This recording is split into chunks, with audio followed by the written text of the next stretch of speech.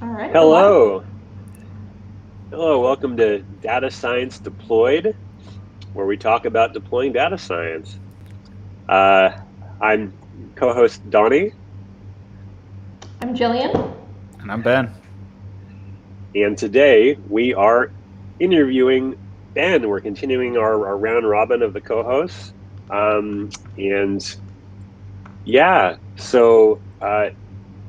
Ben, why don't you tell us a little bit about yourself before we dive into your shared resources about best practices for building machine learning pipelines and yeah. Yeah, I'd love to. Thanks, Donnie. So for the last several years, I've been at Huddle, which is a sports software company based in the Midwest United States, and I've been leading the applied machine learning team, and really we've been trying to figure out how to use machine learning to make Huddle software more intelligent. So Huddle's all about sports video. So we take that video in and we want to understand aspects of what's going on the soccer pitch or on the football field, and we want to use that to break down games faster to send stats to coaches, or we want to use it to power a smart camera that hangs on the wall, all kinds of stuff. But it really hinges on understanding the video that Huddle ingests.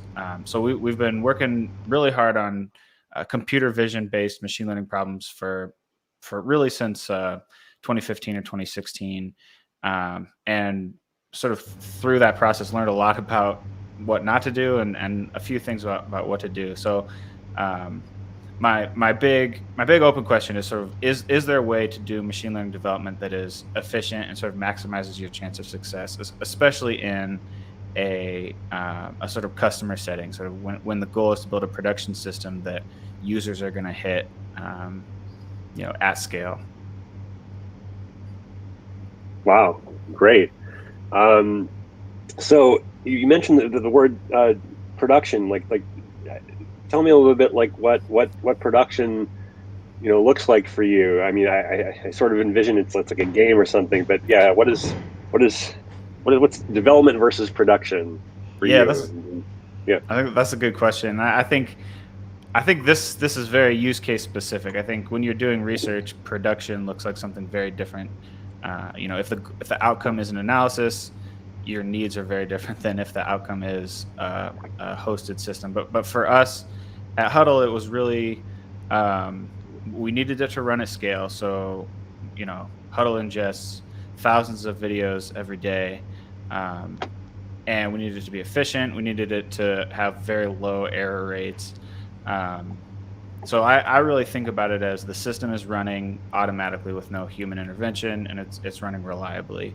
Um, and so that was the goal for us, and we definitely had some wins and losses as we were sort of getting good at doing that. But yeah, it was just like running at scale and serving customer needs is sort of like what it looked like for us, and that's where I think the problems get pretty interesting because um, generally writing software for customers is hard because you have to solve two problems. You have to uh, solve a technical problem, which is you have to build the system, but you also have to solve a people problem, which is kind of finding market fit. You can't just build the thing you think customers should like. You have to build the thing customers actually do like. And without either one of those solutions, the application is going to fail. And even though that's hard in general, there is a set of best practices that dramatically improve your chance of success in software development. You go sort of agile development processes and testing standards and version control. I think when you add machine learning to the mix, you actually increase the technical uncertainty, but also importantly, I think there's not really a set of best practices that are widely agreed upon across industry, and that definitely makes it harder. It sort of lowers your chance of success. So um, basically my thesis is there is a set of best practices and we can sort of like figure out what they are and make machine learning development more efficient, especially for those sort of like customer centric use cases. I think if your goal is to do analysis, then a lot of the things that I care about when I'm building an application don't matter. So you don't necessarily need to write your model in an IDE, or you don't necessarily need to version your data set in the same way. I don't know. Like some of the things may apply equally, but definitely specifically what I'm talking about is like how do you build a good machine learning application? So I don't understand like anything about sports, like nothing whatsoever. Except I'm from New England, so I like to go to hockey games and drink and yell at the players. But beyond that, so what kind of things do you actually want to predict in sports? Yeah, so basically what we wanted to do was understand what's going on in the field. So we'd start with player tracking, sort of where are all the players on the basketball court or on the soccer field, and then we'd add things about the individual player. So what jersey number are they wearing? Do they have the ball right now? Are they running or standing still? And then you could imagine sort of like building up higher levels of sort of information on top of that. So which team has possession and which direction is the flow of the game going, and what action is taking place right now. And so really we were kind of building up those sort of like primitives, those levels, but targeting specific applications that would help Huddle's business. One of those applications is called Huddle Assist, and Huddle Assist is a service where especially a high school coach is where it's the most common, will upload their video to huddle.com, and then that will get broken down. So we'll tag all the shots, all the turnovers, all the fouls, and then send them a sort of summary of the game, sort of what was your shooting percentage from different locations on the court, and who had the most fouls, who was successful in this game. And that's really useful to coaches. They use that to watch video, kind of study video, find the interesting moments. They also use the stats to help coach their team, help them improve. But importantly, that process has been almost entirely manual. So that's sort of good and bad. The good thing about that from a machine learning perspective is you've got a sort of proven product market fit. We were already successful as a company at selling this service that was highly manual, and so we could go in and really focus on the technical problem. How do we make this dramatically more efficient with machine learning? But then that did uncover all these problems of how do you manage data sets? We've got tons and tons of video, and we're constantly annotating these videos, but you'll train a model and then you'll find, 5% of them were actually labeled incorrectly, or these are really not an angle we want to support. And so we want to update that data set, but we also wanted to be able to go backwards in time and say, okay, here's a model we know is getting 93% accuracy. Now we're only getting 87% accuracy. Like, let's rewind and try to figure out what's the difference, like what actually happened. To do that, you have to be able to version your data set. Again, something we just kind of learned the hard way. So yeah, that's a little bit about what we were doing. In the later couple of years, we were really focused on building solutions for our smart camera, which is called Huddle Focus. And Huddle Focus is pretty cool. You hang a camera on the wall. It's got 4 individual sensors, and instead of having a camera operator going back and forth with an iPad or a handy cam, this camera actually just follows the action automatically and uploads your video directly to Huddle. And as you can imagine, machine learning is helpful there. You can make the camera smarter, make it better at following the action, add more automation, like knowing when a football play starts and stops. So we spent a lot of time kind of thinking about those types of use cases. And in that case, production is not a system running in the cloud. It's actually, you've got a model file and you ship it to the camera. It's running directly on the camera. So that adds another set of challenges with monitoring and what happens when you get an error, all kinds of things. That is so neat. I think all the IoT stuff is really interesting, especially since I don't work in it, but I find it fascinating that you can just have, this little device that can do all these cool things that you couldn't have accomplished with like a big supercomputer, even like 10 or 15 years ago. I think, even a lot of there's getting to be a lot of medical devices, and I guess a lot of smart camera devices and drones, and yeah, it's neat. Yeah, I agree. It's really fun. And it's crazy how fast things are moving. Cool. So Ben, I was looking over your 8 best practices for building machine learning pipelines. And a lot of them looked pretty familiar to me with regard to software development in general. Yep.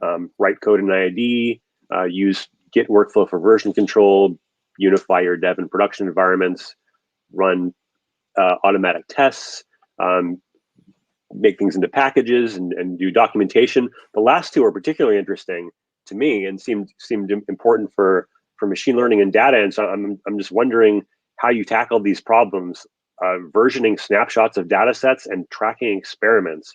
And just tell me a little bit about, you know, the pains that went into that, and and what has emerged at a high level of how to tackle that sort of thing.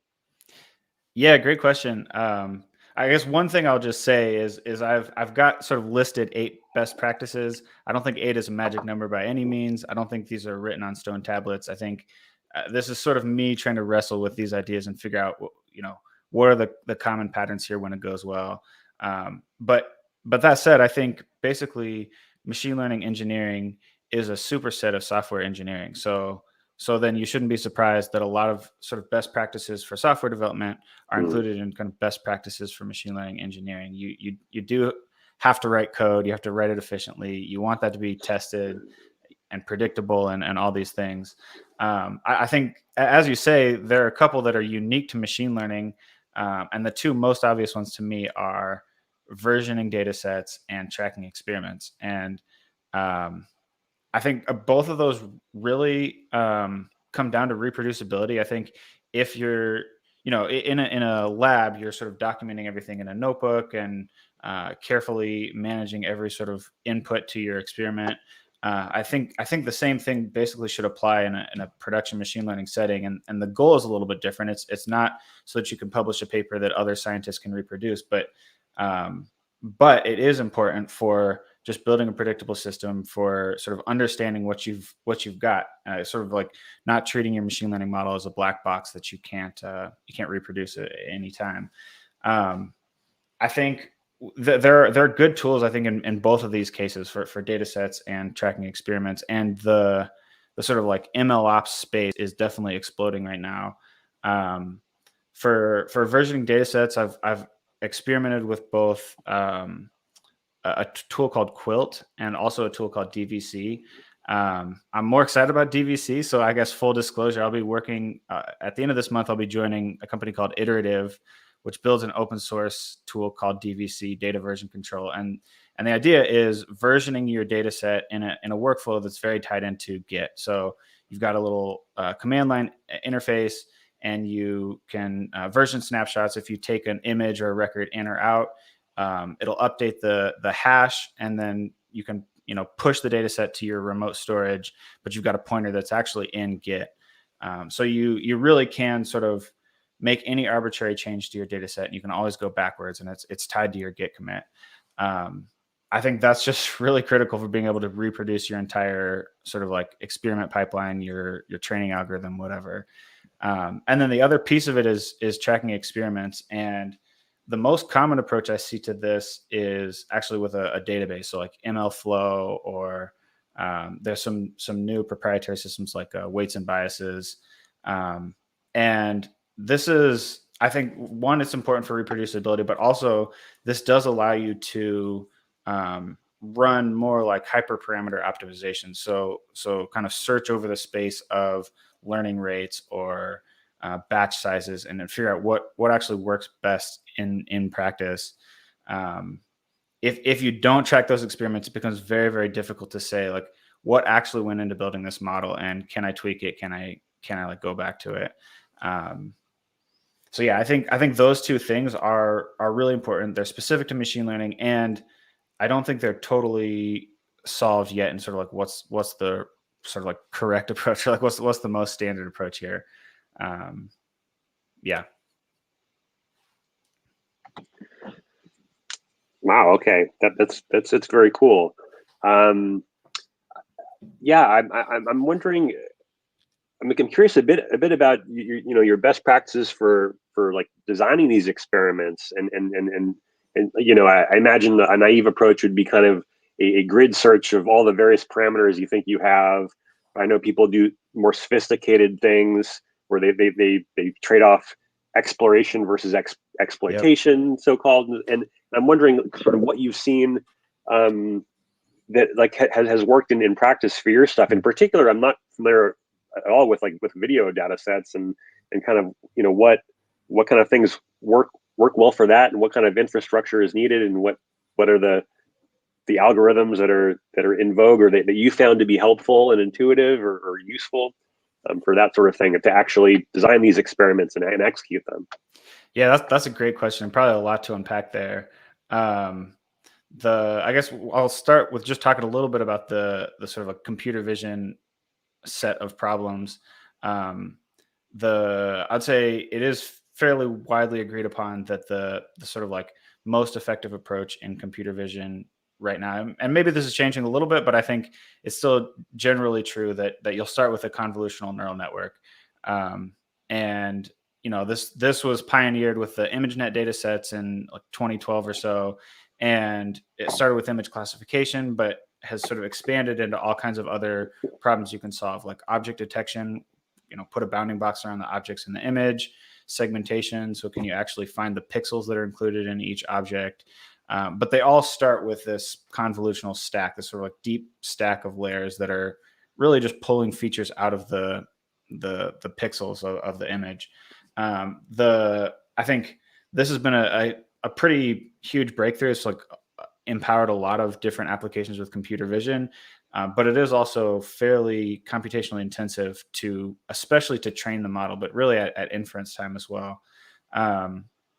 So you need lots of data, I think on the order of thousands of images to train these things well. I think obviously that depends. There's like all kinds of rules of thumb, and it's hard to give a set, like here's how big your data set needs to be. But the point is, that's not something you can run on your laptop in 5 minutes. It's really, you need GPUs basically to do gradient descent and learn these, the weights of the models. And you need fairly high throughput of sort of reading these images off of disk or over the network, getting them sort of like packaged up into batches and then sending them to the GPU. So I think for that reason, I think using the cloud is very beneficial there, because you don't, if you've got a team of machine learning engineers, you don't want them waiting for someone else's experiment to finish. It's like the salary of your team is your your highest expense by far. So don't make compute the bottleneck. So like let them expand horizontally in the cloud. And then I think inference is another set of problems, especially on video, because you want to do that as efficiently as possible, and the network a lot of times becomes the bottleneck. There is, if you decode the video, so the video come in encoded where not each pixel is a number. It's like you've got some number of pixels, and then some like guesswork essentially around the neighboring pixels, and that's to save space. But then you need to convert that into an actual number for each pixel. And if you do that on the CPU, then you have to pass a bunch of data down to the GPU. And that, even just going from the CPU to the GPU, can be very expensive and slow. So there's a lot of like interesting design decisions and tooling developing around how to make that compute more efficient. Yeah, that's the computer vision part. I forgot what the second part of your question was. I thought it was a good one, but yeah, it definitely the compute is an interesting part of the problem there. And I think I know that's true for other areas as well. I think natural language processing, my understanding is the models themselves get very big. So I think you've got a different set of challenges around how do you deploy that, how do you train that. Yeah. I want to know what kind of tech stack you're using. I mean, we're talking, don't let the computer be the bottleneck. So yeah. How are we doing that? Yeah, I think cloud is really critical. And at Huddle, we used AWS. And we use Python for developing the models.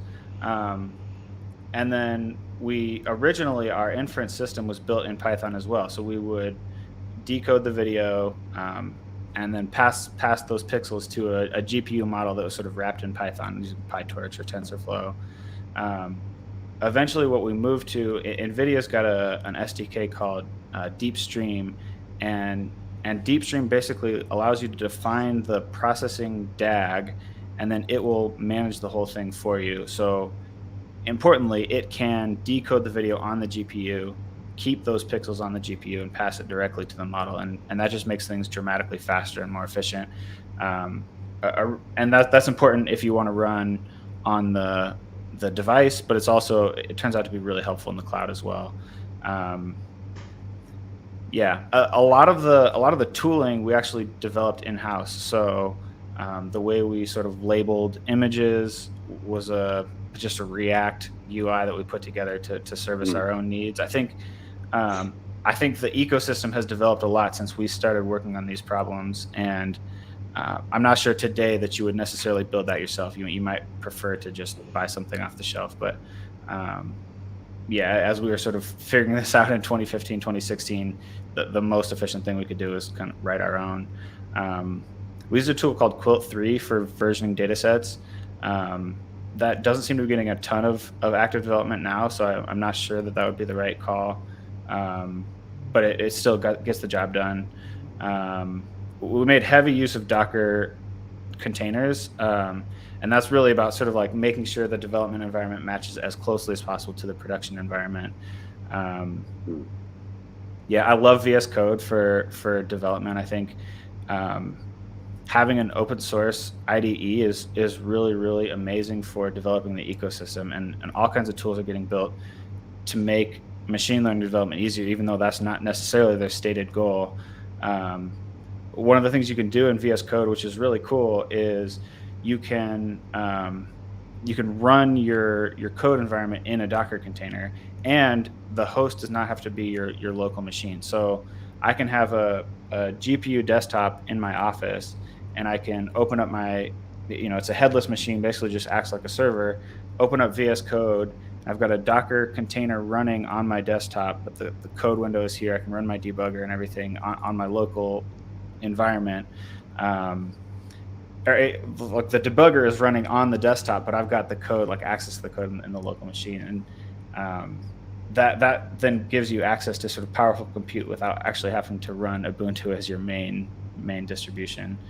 I think that's a handful of tools we use. I think more generally the process was sort of ever evolving, because we realized quickly that the tooling is an important part of the problem. So it's just like, I guess, a quick story about my time at Huddle. In 2016, we started building a player tracking system for football, for global football, which is soccer. And we knew that there was already a market for this problem. Other companies were out there selling this positional data to soccer clubs. So they would set up a bunch of cameras around the soccer pitch. They would track everything on multiple cameras, sort of merge that together, and then sell it to teams, sell it to the media, and sort of like analytics was starting to take off on that. So we knew there was a way to sell this data if we could generate it. So we built a system to generate it. That's important. Exactly. Again, solving one of those problems of like, will customers actually use this? Place to start. So we built this system, and as you might expect, the algorithm was not perfect. It was maybe sort of 85% accurate, depending on how you sort of define accurate in the player tracking space. That was not good enough to sell directly to customers, so we need to correct it. So then we'd have a user interface and a person go through and correct all this data, and it was just painfully slow. We were able to break up the job and split it between multiple people, but it was very, very slow, and therefore very expensive to generate this data. And more customers were demanding it in sort of close to real time. Our approach was sort of cheaper on the hardware side, so you wouldn't necessarily need an array of cameras. You could do it with a single camera, but the downside is then it's like expensive to actually turn that into data that you can use for analytics. And so the sort of like business question that came to the team was, can we do this in real time? Like we need this to go a lot faster. So we put our heads together with this. This ended up being a pretty massive effort on the algorithm side. We knew we needed to improve the accuracy. We needed to kind of change the error space. So instead of a certain class of errors that requires a certain type of intervention to correct, we knew if we could sort of change how the errors come in that would allow humans to be more efficient at correcting it. And we spent a bunch of time, maybe a year or more, getting this algorithm to the point where we were pretty sure we could do it in real time. And by the time the algorithm was ready, we had a little bit more work to do on the sort of user interface, the rest of the system, and the business had moved on. So decided like, this is not a high enough margin business for us to be in. We're gonna not really prioritize this anymore. And I think like obviously that hurts. Like you like spent a whole year like really working hard on this, pouring yourself into this algorithm. So fast forward to 2020 or so, we were working on a problem in American football. Business came and said, hey, like this is pretty cool, but if you change it slightly, I think we could use this. Able to pivot quickly, get this thing into production. The whole thing took about 2 or 3 months from start to finish. And all of a sudden now we were successful because we could sort of meet the business where it was at. And really the biggest difference was our sort of process and our tooling. So we had really invested in what's the right way to do this. We'd gotten good at going through these reps, and all of a sudden we could turn things around much quicker, and that maximized chance of success. So this sort of like that experience is really why I'm kind of obsessed with like how do you do this efficiently? What's the sort of like right way, trademark to build machine learning applications? Yeah, time is money. Yeah. Yep. Yeah, it sounds like it made a big difference to be able to do something in 2 months versus a year. In that particular thing. Wow. That's great. One thing I wanted to touch on, it seemed like a particular interest of yours that you submitted a thing about source code layout for machine learning pipelines. Yep. I'm interested in your thoughts. I want to you to not hold back. Yeah. Okay. Your opinions Yeah. and like why it's so important and worth really writing about and you're soapboxing about. And just give it to us. It's definitely soapboxing. Thank you. I think this is one of those that's definitely not a settled question, but I think sort of the correct way, if you will, to build a machine learning system is to do it as a Python package. So basically that gives you a few benefits. One, you can easily set up a standard layout. I think that's not necessarily specific to a Python package, but I think the Python package encourages you to use a sort of standard layout. It also makes the model itself composable, and it allows you to very easily set up a command line interface for running your sort of scripts or your processes. So one of the things as you're building a model, as you're updating it, especially if that model is complex and stacked with other models, there are a lot of scripts essentially that need to run, and it's very easy to let them become sort of messy and undocumented and unstandard, sort of like just not conform to good development practices. But Python makes it very easy to turn your package into a CLI and just expose a command line interface. And all of a sudden, then you can have a sort of single location where all of your scripts are well defined.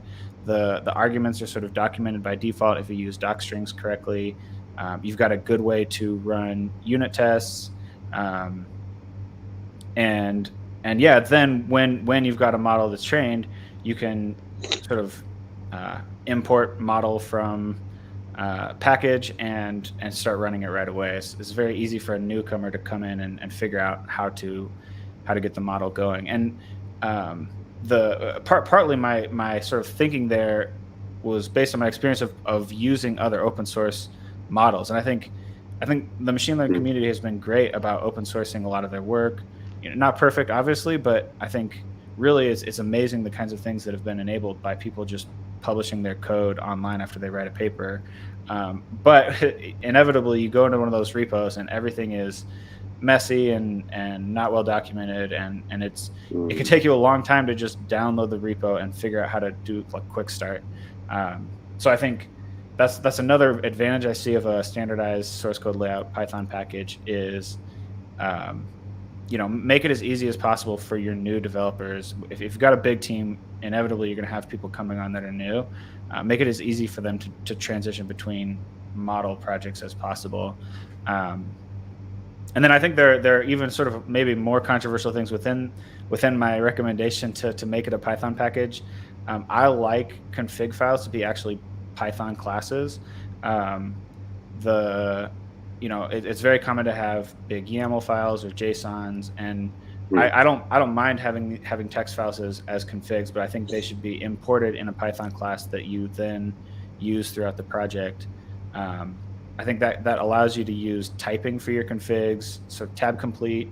I don't think you want to have default values scattered throughout the entire project. I think if you have a Python class for your config, you can sort of put your default values as attributes in the config and then use that everywhere. So then if I'm sort of messing with the model, I don't have to say, now what was the learning rate defaulting to, or where was that defined, and dig through a bunch of different source files. I know exactly where to go every single time. I think a similar thing could be said for basically my sort of preferred approach is you've got config.py, model.py, train.py, dataset.py, and then when you want to know sort of like how is the dataset imported from disk, exactly, you go to dataset.py and there it is. So yeah, I think all of those things, I think basically this is one where there's multiple good ways to do this, but I think the more consistent you are, the better. And I personally really like a Python package with well-defined modules. Do you have like your own cookie cutter modules or anything like that? So I have a template repository in GitHub that I send out to my email list. I don't develop as actively as I would like to, but that's sort of like this is all kind of a work in progress, I guess I would say. I'm working to sort of make my opinion more concrete, and then I would like to encode that in a template or cookie cutter that I can share with whomever. So I guess that's still to do, but yeah, I think that is useful to then, with a button click or with a quick command line call, you can start up a new project and get going right away. Yeah, I think I like it when projects like this have a cookie cutter, because I can just go and grab it and totally. Yeah, and move on. Yeah, I agree. Are there make files though? Because you guys know how I feel about make files. Yeah.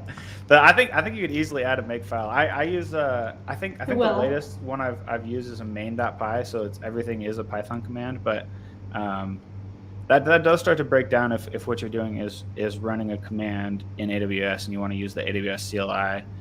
Maybe the better sort of entry point is a make file. Maybe I'll take pull requests.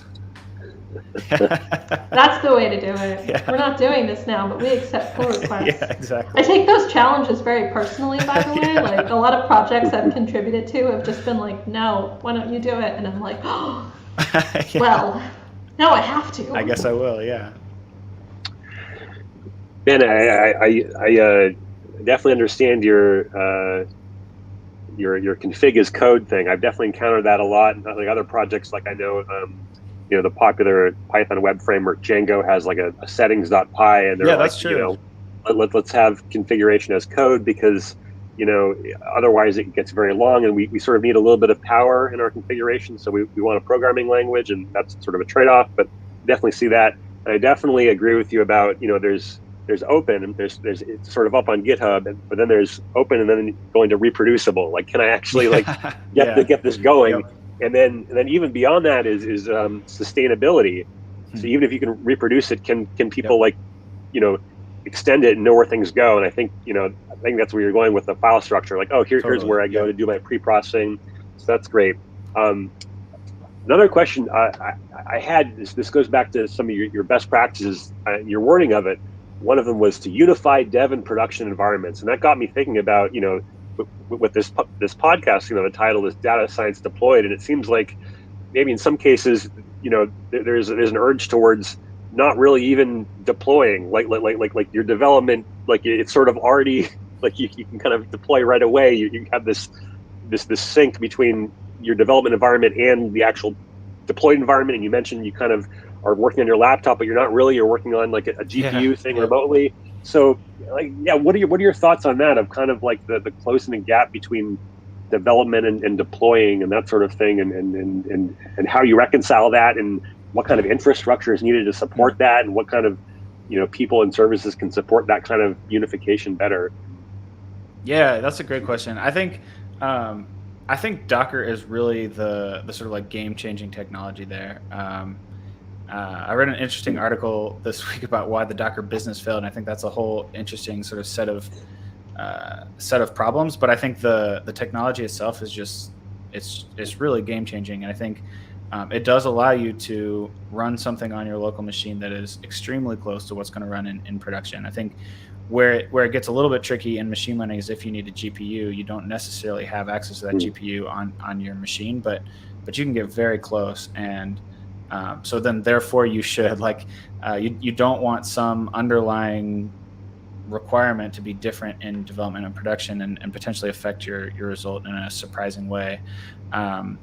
So yeah, I think like write your code in a Docker container. And then I think cloud is also very important, especially for a certain sort of class of machine learning applications. And again, Docker helps you here. If you've got it tied into your CI/CD system, you can just build the container automatically when you push your code, and then have that pushed to a Docker repository. And AWS has ECR, Azure and GCP both have similar services. And then from there, I think you really sky's the limit. You've got a lot of different good options. I think Kubernetes is obviously very popular. As when I was running a machine learning team, I had sort of mixed feelings about Kubernetes because it is also complex to run. I think AWS, we all do. Yeah. Well, Jillian, a couple weeks ago talked about AWS Batch, and we've got a lot of good use out of AWS Batch. We had a couple of production services that were running in AWS Batch. So I think there's sort of different levels, I guess, of how low level do you want to go on operating the system. But I think the key there really is Docker, in my opinion, because all of a sudden you've got a unit that can be deployed in a wide range of environments very easily, and it gives you sort of a common medium across different projects and different tools. Are you finding any Docker, I suppose, toolchain sets that are building maybe here are some really common use cases for deploying machine learning environments? I'm starting to see that quite a bit, I suppose, more in the data science and DevOps space, where, for example, I have not built a base image for Jupyter Hub yes. in a couple years now, because they have those, they're ready, they're available. I just always build on those. And now we have the Pangeo project, which I totally stole, and I'm building a whole bunch of bioinformatics images on those. I don't really build base Docker images anymore. I go find somebody else who did a good job for the thing that I'm doing. Yeah? Totally, I agree. A set of images we used a lot as base images were NVIDIA's got a whole hub now with sort of base PyTorch image, base DeepStream image, and yeah, that takes care of all the NVIDIA drivers and all the stuff that I'd never want to think about. And then one of the other things we did was we would have sort of next level is not a base image at this point, but sort of next level base image. We'd have multiple of them. So we'd have one with development dependencies, and then we've got a separate one that just strips some of those out. We used, I like to use Black for Python formatting, and I don't necessarily want to include that in my production image, but I can just swap in my sort of development base image versus my production base image, and the rest of it is all unified. That's where I think my recommendation on development and production should look as close as possible. Is not they should literally be the same. It's make them as close as sort of reasonable. And I do think all of these are kind of judgment calls. You want to sort of understand generally what are the patterns that work well, and then you want to actually make a decision on your actual use case. I had a feeling you'd like Black. I like Black as well. Just I don't have to think about it. Yep. And I could turn on auto format on save in VS Code, and then I never have to think about it at all. I love that. So you've talked about a lot of surmounting a lot of obstacles, but I'm interested also in sort of what are some of the outstanding pain points and the things where we still kind of have a ways to go with doing this. And Yeah, I mean, it sounds like you've had to learn a lot, and you're kind of like a savant across the board. You kind of know the domain about the actual machine learning algorithms, and you also know a lot about the actual infrastructure. But I imagine that's a lot for a lot of people to take in. But just in general, what are some of the big pain points that sort of are still outstanding and that still have to go for deploying ML? Yeah, so I think there are a lot, and I definitely have some experience thinking about them. But I that's not to say that look, I'm an expert in any of it. I think basically there are major open questions still in the sort of ML ops space, broadly defined. I think one of the bigger ones, and one I'm kind of excited to work on with Iterative when I join, is remote execution of machine learning pipelines and experiments and training jobs. I think today it's still the case for at least in the computer vision. You all know more about your domains than I do, but it's still the case that if you want to scale your compute, you have to have a pretty good understanding of AWS or GCP or Azure. And I think in principle, there's no reason why that shouldn't be abstracted away. If I'm a data scientist, I want to write my Python package to build my machine learning model, and I want to, add a flag so that it just runs remotely on a GPU machine in AWS. I don't want to be an expert in IAM roles and networking and EC2 instances and the storage on the device. I want to be good at writing code, and I do think more and more machine learning is an engineering problem, but that doesn't mean I want to be an expert in every single part of the stack. I want to understand the application that I'm building, and I don't want to be an expert in the rest of it. So I think making that easier so that a machine learning engineer can focus more on machine learning and less on infrastructure is sort of like important next step for the space. And then I hope open source wins. I think there are good proprietary tools out there, but then you sort of like get locked in. Your team picks one, and then you go to another company. You can't use it anymore. Yeah, so that's sort of like what I'm betting on, I guess. I want to take a moment here for some shameless self-promotion. I just want to know that I'm trying to have you covered on the infrastructure side. BioDeploy will deploy all the HPC and Kubernetes clusters and bootstrap roles and all of those kind of things. And I will link to the GitHub org below with all the Terraform recipes. I think that's ideal. And then that's my plug for this week. No, I think that's great. And I do think Terraform's an important sort of part of the answer there going forward. Is like, now all of a sudden I don't have to care that much about AWS specifically, as long as I understand the Terraform config language and I know how to look up the Terraform docs. So yeah, I don't even expect for my scientists to do that. I'm a really big fan of putting Terraform recipes and wrapping them in Cookie Cutter, because the thing that I like about Cookie Cutter is that it builds the interactive CLI for you. So like you can have like if-else statements, do you need this, do you need this, do you need this, and you can really kind of like guide your user through that. Yeah, I think if my scientists have to know that like a pod is a thing, I'm not doing my job. Yeah, I think that's exactly right. I think basically like that's going to get solved over the next few years, and I think that's going to make data science, machine learning teams much more efficient. Yeah, I noticed a parallel between with Python, you're able to wrap stuff, and so that has some modularity, so you can import the thing that someone already made. And then we also just discussed, Jillian was saying like even Docker now, like I'm not going to build a Docker image, I'm just going to like build off of the Jupyter Hub base image. So I can see this, like let's just build off of like a base like Terraform recipe, and like I just that's it.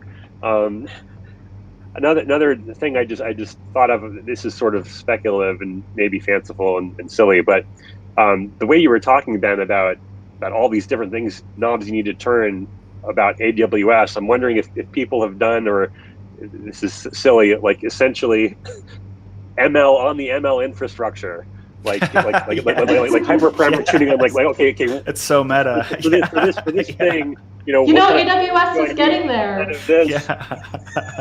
They're getting there because now we don't just have the horizontal pod autoscaler, there's also a vertical pod autoscaler, and what it does is it's meant to sit there and dynamically scale your containers up or down based on what it needs. And it's still, like, I haven't dug into it too much, but I mean, it must be doing something at least a little bit predictive, right? Because I don't know. Or like, I'm wondering, like, is it just looking at the timestamp, like right now, how much CPU are you using, or maybe over the last hour, how much have you been using, and you requested 1 million, but you're only using 100, let's scale this down for you? Or is it like, can it actually get a little bit smarter than that? Can you like maybe tag your jobs and say this is an ML job with this type of data set, and it will get a bit smarter? That's a great idea. I don't know, but that would be neat if it did that. Yeah, very cool. I also think, like, besides auto scaling, like the spot markets, or which instance type should I spin up at any given time? I think, I love it. We should start a company.